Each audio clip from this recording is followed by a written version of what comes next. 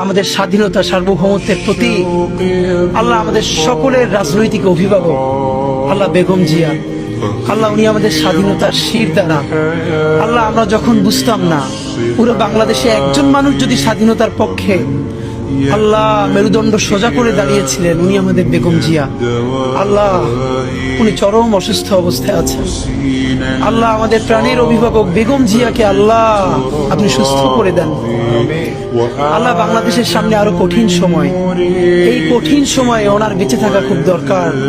আল্লাহ উনি বেঁচে থেকেও যদি শুধু সবাইকে গাইড করে পরামর্শ দেয় সেটা আমাদের জন্য আল্লাহ আমাদেরকে রাজনৈতিক মুরব্বী হারা আপনি কইরেন না। আল্লাহ উনি বাংলাদেশের দল মত নির্বিশেষে সকল মানুষের রাজনৈতিক অভিভাবক। আল্লাহ উনি আমাদের স্বাধীনতা সার্বভৌমত্বের অভিভাবক। আল্লাহ বেগম জিয়ার উপরে আপনার খাস রহমত নাজিল করেন। হে আল্লাহ তার সমস্ত গুনাহগুলো মাফ করে দেন। হে আল্লাহ তাকে পরিপূর্ণরূপে সুস্থ করে দেন।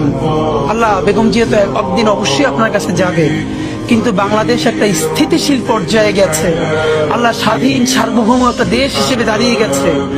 উনি যে লড়াইটা করেছিল সেই লড়াইয়ের ন্যূনতম একটা ফসল ঘরে তোলা পর্যন্ত আল্লাহ ওনাকে নেক হায়াত দিয়ে দেন। আল্লাহ ওনার উপরে খাস রহমত নাজিল করেন। অতি দ্রুত ওনাকে শেফায়ে কুল্লিয়া আজেলা দেন। রব্বানা তাকাব্বাল মিন্না ইন্নাকা আনতাস সামিউল আলিম ওয়া তুব আলাইনা ইন্নাকা আনতাত তাওয়াবুর রহিম। আলহামদুলিল্লাহি রাব্বিল আলামিন।